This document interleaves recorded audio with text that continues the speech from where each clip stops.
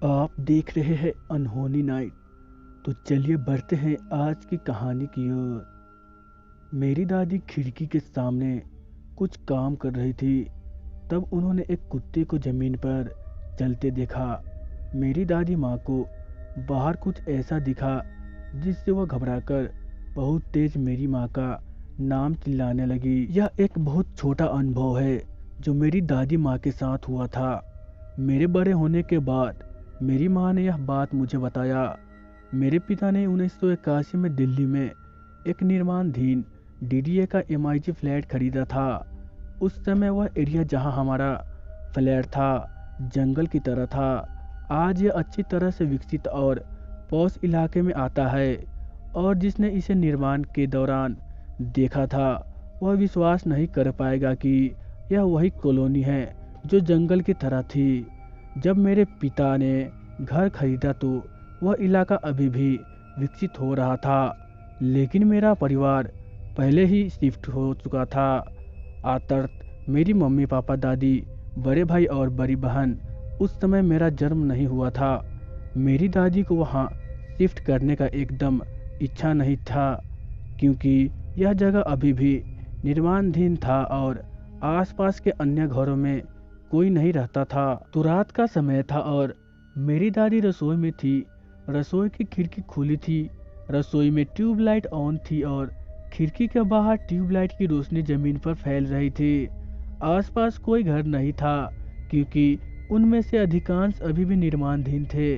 तो यहाँ सिर्फ मैदान था जिसमें थोड़ी रेत, ईंटें, सूखी घास आदि। अब मेरी दादी खिड़की के सामने कुछ काम कर रही थी। तब उन्होंने एक कुत्ते को जमीन पर चलते देखा।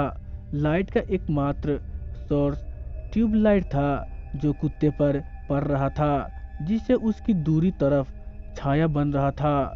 मेरी दादी माँ को बाहर कुछ ऐसा दिखा जिससे वह घबराकर बहुत तेज मेरी माँ का नाम चिल्लाने लगी। मेरी मम्मी जो दूसरे कमरे में थी दौड़ कर आई। मेरी दादी बोल रही थी कि और इसीलिए उन्होंने जो भी देखा उसे माँ को बताने में कोई मुश्किल नहीं हुई। जब तक मेरी माँ रसोई में आई तब तक कुत्ता पहले ही खिड़की से बाहर चला गया था, इसलिए मेरी माँ को कुछ भी दिखाई नहीं दिया। लेकिन मेरी दादी ने बताया कि खिड़की के सामने से जो कुत्ता गुजरा वह दिखने में तो एक कुत्ता था, लेकिन उसकी परछाई इंसान की थी। मेरी माँ को इस बात पर विश्वास नहीं हुआ और वह दादी को बोली, हो सकता है कि सामने रखे रेत और ईंटों के कारण कुत्ते की परछाई बिगड़ी हुई दिखाई दे रही हो।